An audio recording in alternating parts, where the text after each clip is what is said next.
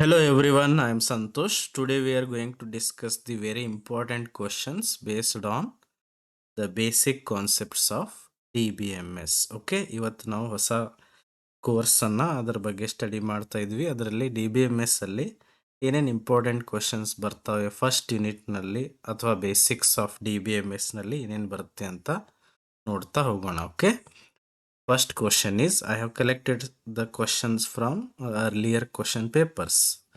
ಇಲ್ಲಿ ನೋಡೋಣ, define DBMS ಅಂತ ಕೇಳಿದ್ದಾರೆ and write any two examples of DBMS softwares. DBMS ಅಂದ್ರೆ ಏನು?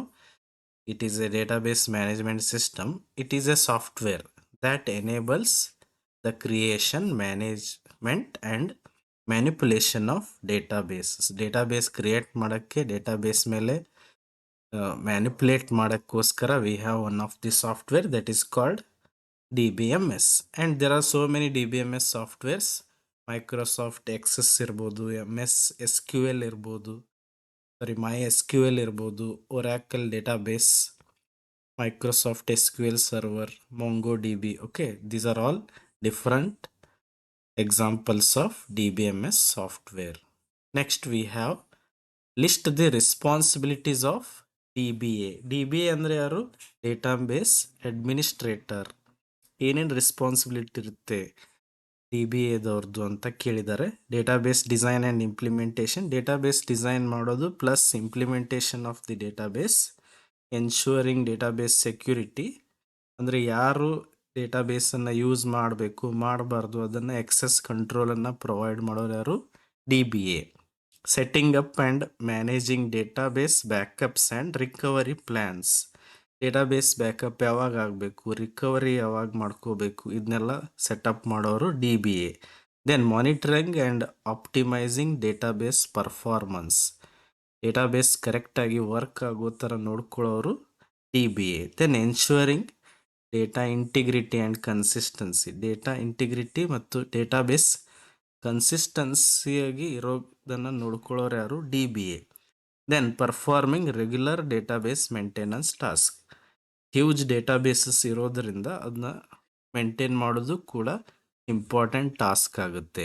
Next question we have expand DCL and TCL ಅಂತ 2 ಮಾರ್ಕ್ಸ್ಗೆ ಕೇಳ್ಬೋದು. ಓಕೆ, DCL ಅಂದರೆ data control language and we have TCL means transaction control language. ಟ್ರಾನ್ಸಾಕ್ಷನ್ನ control ಮಾಡೋಕ್ಕೆ there are some commands.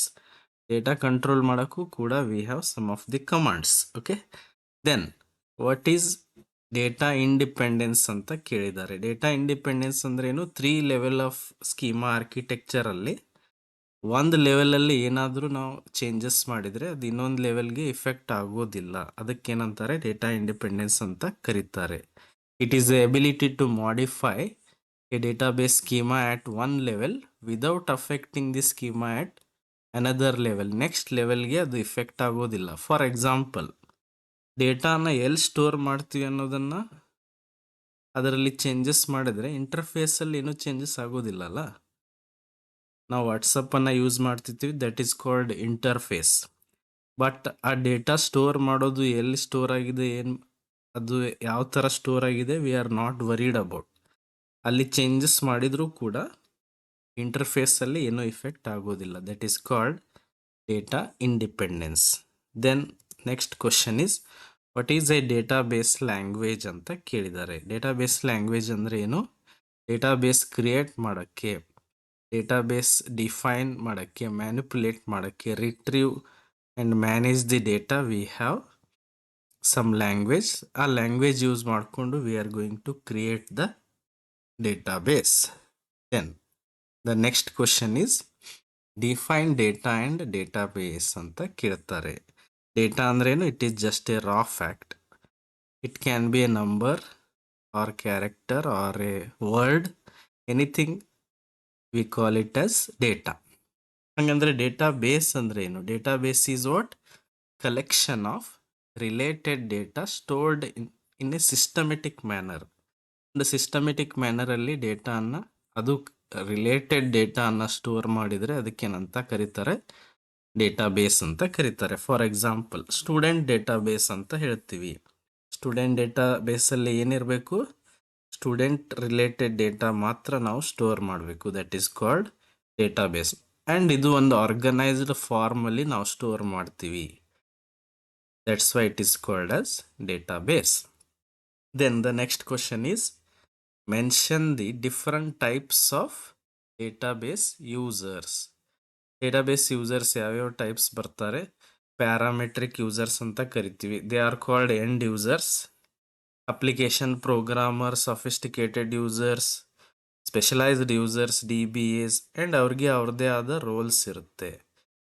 Parametric users ಅಂತ ಬರ್ತಾರೆ. ಅಪ್ಲಿಕೇಶನ್ ಪ್ರೋಗ್ರಾಮರ್ಸ್ ಮೀನ್ಸ್ ಯಾರು ಇದನ್ನ ಕ್ರಿಯೇಟ್ ಮಾಡ್ತಾರೋ ಅವ್ರಿಗೆ ಏನಂತಾರೆ? Application programmers. And some users occasionally ನಾವು ಡೇಟಾಬೇಸನ್ನು ಯೂಸ್ ಮಾಡ್ತೀವಿ. ಈ ಥರ ಅವರು ಮೆನ್ಷನ್ ಮಾಡ್ತಾರೆ. Okay, then the next question is define meta data and some give example ಅಂತ ಕೇಳಿದ್ದಾರೆ. ಮೆಟಾ ಡೇಟಾ ಅಂದ್ರೇನು? Is the description about the data. Whatever data we have ಅದರ ಬಗ್ಗೆ ಡಿಸ್ಕ್ರಿಪ್ಷನ್ ಕೊಟ್ಟರೆ ಅದಕ್ಕೇನಂತಾರೆ? ಮೆಟಾ ಡೇಟಾ ಅಂತ ಕರೀತಾರೆ. Meta data is the data that describes other data. It provides information about structure, format and characteristics of the actual data. For example, meta data ಅಂದರೆ ಏನು ಹೇಳ್ಬೋದು ನೀವು? ಫೈಲ್ ಸೈಜ್ ಎಷ್ಟಿರ್ಬೋದು, ಅಥವಾ ಕ್ರಿಯೇಷನ್ ಟೈಮ್ ಏನಿರ್ಬೋದು, creation date ಏನಿರ್ಬೋದು, file type ಯಾವುದಿರ್ಬೋದು, ಅದಕ್ಕೆಲ್ಲ ನಾವೇನಂತ ಕರಿತೀವಿ? Meta data. ಫಾರ್ ಎಕ್ಸಾಂಪಲ್, ಒಂದು ಸಾಂಗ್ ಇದೆ ಅಂತ ತಿಳ್ಕೊಳ್ಳಿ. ಆ ಸಾಂಗ್ದು ಮೆಟಾ ಡೇಟಾ ಅಂದರೆ ಏನು ಹೇಳ್ಬೋದು? ಆ ಸಾಂಗ್ ಎಷ್ಟು ಡ್ಯೂರೇಷನ್ ಇರೋವಂಥ ಸಾಂಗ್ ಇದೆ, ಆ ಫೈಲ್ ಸೈಜ್ ಎಷ್ಟಿದೆ, ಅದನ್ನ ಯಾವಾಗ ಕ್ರಿಯೇಟ್ ಮಾಡ್ತಾರೆ, that is called the meta data. Next we have question called define database, give example. Database ಅಂದ್ರೇನು ಆಲ್ರೆಡಿ ನಾವು ಡಿಸ್ಕಸ್ ಮಾಡಿದ್ವಿ. It is an organised collection of data that allows easy access, management and updating. ಅದನ್ನ ನಾವು organised ವೇನಲ್ಲಿ store ಮಾಡಿದರೆ ಮಾತ್ರ it is easy to access and manage. Otherwise, it is not possible to access and update easily. Okay, ಅದಕ್ಕೆ ನಾವು tabular ಫಾರ್ಮಲ್ಲಿ store ಮಾಡ್ತೀವಿ. It stores information systematically so that it can be retrieved efficiently. For example, ಒಂದು library software ಇದೆ ಅಂತ ತಿಳ್ಕೊಳ್ಳಿ. ಅಲ್ಲಿ ಏನು ಮಾಡ್ತಾರೆ ಅವರು? ಬುಕ್ ಟೈಟಲ್ ಸ್ಟೋರ್ ಮಾಡ್ತಾರೆ, ಆಥರ್ ನೇಮ್ ಸ್ಟೋರ್ ಮಾಡ್ತಾರೆ, ಪಬ್ಲಿಷರ್ ನೇಮ್. ಒಂದು ಸಿಸ್ಟಮೆಟಿಕ್ ವೇನಲ್ಲಿ ಆಲ್ ಡೀಟೇಲ್ಸನ್ನು ಸ್ಟೋರ್ ಮಾಡ್ತಾರೆ so that we can access the data very easily. Then we have the next question is what do you mean by schema and instance ಅಂತ ಕೇಳ್ತಾರೆ. Schema ಅಂದ್ರೆ ಏನು? It is overall structure of the database, or you may call it as blueprint of a database. For example, ಒಂದು ಮನೆ ಕಟ್ಟಬೇಕಂದ್ರೆ we have a blueprint. ಅದೇ ಥರ ಒಂದು ಡೇಟಾಬೇಸ್ ಬಿಲ್ಡ್ ಮಾಡಬೇಕಂದ್ರೆ we need a blueprint. ಯಾವ್ಯಾವ tables create ಮಾಡಬೇಕು, ಯಾವ್ಯಾವ ಟೇಬಲ್ ನಡುವೆ ಏನೇನು ರಿಲೇಷನ್ಶಿಪ್ ಇರಬೇಕು, ಇದನ್ನೆಲ್ಲ ನಾವು ಒಂದು ಡ್ರಾಯಿಂಗ್ ಮುಖಾಂತರ ಅಥವಾ ಒಂದು ಅಪ್ಪರ್ ಲೆವೆಲಲ್ಲಿ ಓವರ್ ಆಲ್ ಸ್ಟ್ರಕ್ಚರನ್ನು ತೋರಿಸ್ತೀವಿ. That is called schema. Or you may call, for example, a table design specifying columns like student ID, name and marks. ಅಂದರೆ ಒಂದು ಸ್ಟೂಡೆಂಟ್ ಟೇಬಲ್ ಇದೆ ಅಂತ ತಿಳ್ಕೊಳ್ಳಿ, ಅಲ್ಲಿ ಏನೇನು ಕಾಲಮ್ಸ್ ಇರಬೇಕು ಅದನ್ನು ನಾವು ಸ್ಪೆಸಿಫೈ ಮಾಡ್ತೀವಲ್ಲ, ಅದಕ್ಕೇನಂತಾರೆ? ಸ್ಕೀಮಾ ಅಂತ ಕರೀತಾರೆ. ಹಾಗಾದ್ರೆ ಇನ್ಸ್ಟನ್ಸ್ ಅಂದರೆ ಏನು? ಇನ್ಸ್ಟನ್ಸ್ ಅಂದ್ರೆ ಏನು? ಸ್ಕೀಮಾ ಅಂದರೆ ಜಸ್ಟ್ ನಾವು ಟೈಟಲ್ ಹಾಕ್ತೀವಲ್ಲ, what are the columns required, ಅದಕ್ಕೆ ನಾವು ಸ್ಕೀಮಾ ಅಂತೀವಿ. ಆ್ಯಕ್ಚುಯಲ್ ಆಗಿ ಡೇಟಾ ಏನು ಸ್ಟೋರ್ ಮಾಡ್ತೀವಿ at that point of time, ಅದಕ್ಕೇನಂತ ಕರೀತಾರೆ? ಇನ್ಸ್ಟನ್ಸ್. ಇನ್ಸ್ಟನ್ಸ್ ಅಂದರೆ instance is the actual data stored in the database at that moment of time. For example, student table ಅಲ್ಲಿ student ID 101, name Santosh, marks 85 ಹಿಂಗೆ store ಮಾಡಿದರೆ ಅದಕ್ಕೇನಂತಾರೆ? Instances ಅಂತ ಕರೀತಾರೆ. Next question is what is a database system ಅಂತ ಕೇಳ್ತಾರೆ. Database system ಅಂದರೆ ಇದು combination of everything like database, DBMS ಎರಡು ಕೂಡಿದರೆ ನಾವೇನಂತ ಕರಿತೀವಿ? ಡೇಟಾಬೇಸ್ ಸಿಸ್ಟಮ್ ಅಂತ ಕರಿತೀವಿ. ಬರೀ DBMS ಅಂದರೆ ಇಟ್ ಈಸ್ ಎ ಸಾಫ್ಟ್ವೇರ್. ಅದರಲ್ಲಿ ಏನು ಡೇಟಾಬೇಸ್ ಇರುತ್ತೋ ನಾವು ಸ್ಟೋರ್ ಮಾಡ್ತೀವಲ್ಲ ಅದು ಮತ್ತು DBMS ಎರಡು combination wise they call it as database system. For example, a banking database system where we can store account details and transactions, that is called, it is the combination of software as well as the data. ಅದಕ್ಕೇನಂತಾರೆ database system ಅಂತ ಕರೀತಾರೆ. Next question we have, what is a data model? ಹಂಗಂದ್ರೆ how to store the data. ಡೇಟಾನ ಒಂದು accurate ವೇನಲ್ಲಿ organised ಫಾರ್ಮಲ್ಲಿ store ಮಾಡ್ಬೇಕಂತ ಹೇಳಿದ್ವಿ. But ಯಾವ ಕೈಂಡ್ ಆಫ್ ಆರ್ಗನೈಸ್ಡ್ ಫಾರ್ಮಲ್ಲಿ ಸ್ಟೋರ್ ಮಾಡ್ಬೋದು ಅಂತ ತಿಳ್ಕೊಳ್ಳೋಕ್ಕೆ we need to study data model. ಹಂಗಂದ್ರೆ what is a data model? Data model is a framework that defines how the data is organised, represented and manipulated in a database. Usually ನಾವು relational database ಮಾಡೆಲನ್ನು use ಮಾಡ್ತೀವಿ. ಅಂದರೆ ಡೇಟಾನ ಒಂದು tabular ಫಾರ್ಮಲ್ಲಿ store ಮಾಡ್ತೀವಿ. But is it the only way to store? No. ಎಲ್ಲಾನು tabular ಫಾರ್ಮಲ್ಲಿ ಸ್ಟೋರ್ ಮಾಡಬೇಕಾ ಅಂತ ಅದೇನಿಲ್ಲ. We can store it in different way. ಬೇರೆ ಬೇರೆ ವೇನಲ್ಲಿನೂ ನಾವು ಹೆರಾರ್ಕಿಕಲ್ ವೇನಲ್ಲಿನೂ ಡೇಟಾನ ಸ್ಟೋರ್ ಮಾಡ್ಬೋದು. That is called another kind of data model. Usually relational ಮಾಡೆಲಲ್ಲಿ ನಾವೇನು ಮಾಡ್ತೀವಿ, ಟ್ಯಾಬ್ಯುಲರ್ ಫಾರ್ಮಲ್ಲಿನೇ ಡೇಟಾ ಸ್ಟೋರ್ ಮಾಡ್ತೀವಿ. That is called database model. Okay. Next we have what are the tasks done by DBMS. DBMS ಇಂದ ಏನೇನು ಕೆಲಸ ಮಾಡ್ಬೋದು ಅಂತ ಕೇಳಿದ್ದಾರೆ.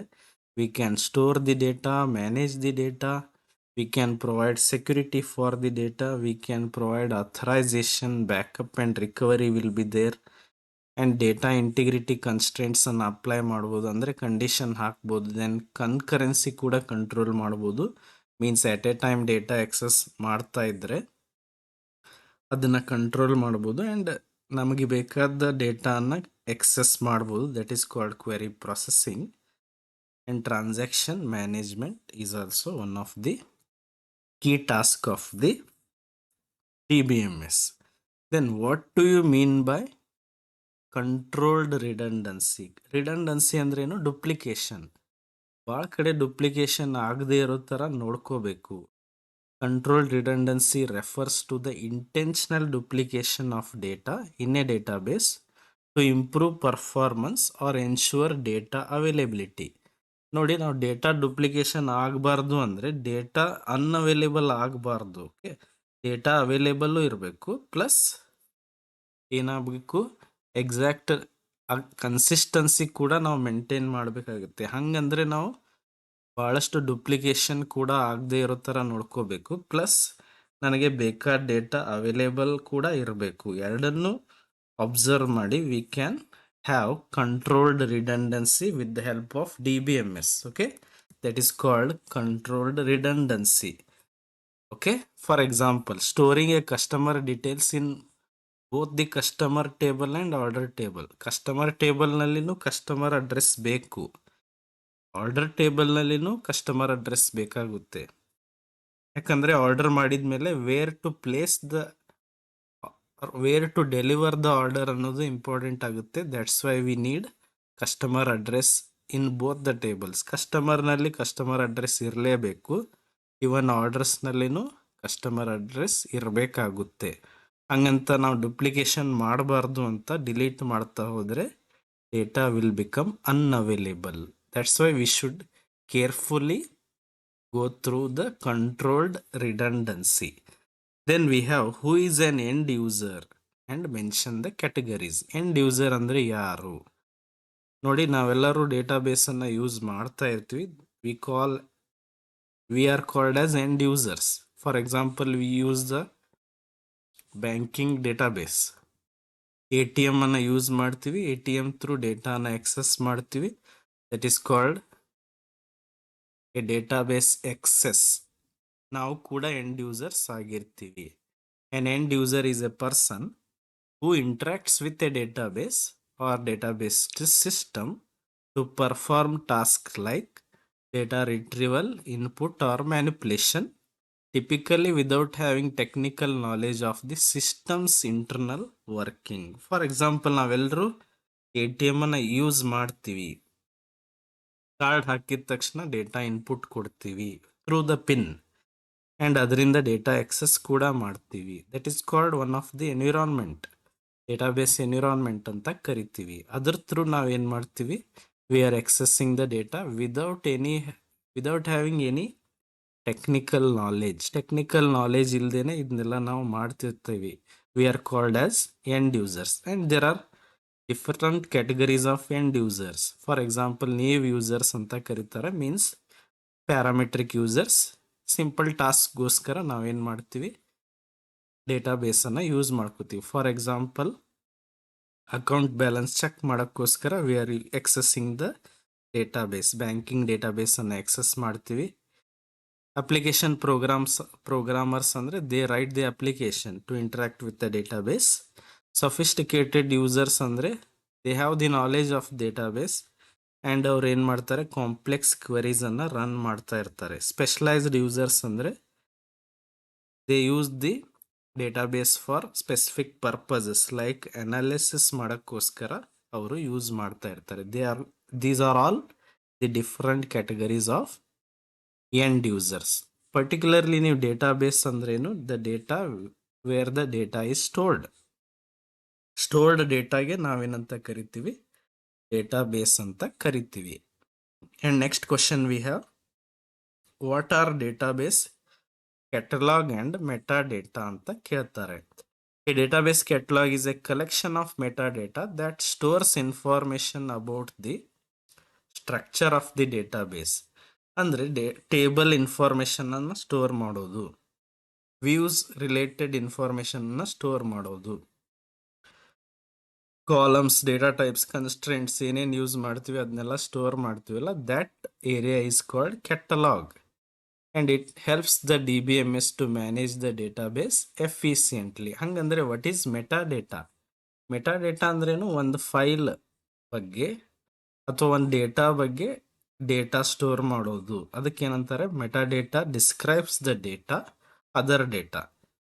ಇನ್ other context of the database we may say it refers to the information that defines the structure. ಎರಡು ಏನಂತ ತಿಳ್ಕೊಳ್ಳೋಕ್ಕೆ we have example. Catalog ಅಂದರೆ it stores details about all tables, indexes, columns.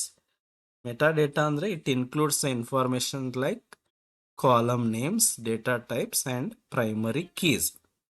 Higher ಲೆವೆಲಲ್ಲಿ ಏನು ಡೇಟಾ ಇರುತ್ತೋ ಅದು catalogue ಅಂತ ಕರಿತೀವಿ. ಡೀಪರ್ ಲೆವೆಲಲ್ಲಿ ಏನು ಡೇಟಾ ಇರುತ್ತೋ ಅದಕ್ಕೇನಂತ ಕರಿತೀವಿ, ಮೆಟಾ ಡೇಟಾ ಅಂತ ಕರಿತೀವಿ. These are all information about the data. Name any two ಅಥವಾ write any two advantages of DBMS. Advantages of DBMS, there are a lot of advantages. Data integrity, data security, data consistency, concurrency control, controlling redundancy. ಈ ಥರ ನೀವು anything you can write. Okay, these are all the different questions which are arrived in the question paper. ಇದನ್ನು ಬಿಟ್ಟು ಮತ್ತೆ ಬೇರೆ question ಇದ್ದರೆ I can go through in the next video. If you have any questions to ask, you can comment. Okay, ಇದು basics of ಡೇಟಾಬೇಸ್ನಲ್ಲಿ ಬರ್ತಿರೋ ಅಂಥ ಕ್ವಶನ್ಸನ್ನು ನಾನಿಲ್ಲಿ ಕವರ್ ಮಾಡಿದ್ದೀನಿ. Okay, if you have any doubts you can comment. Thank you.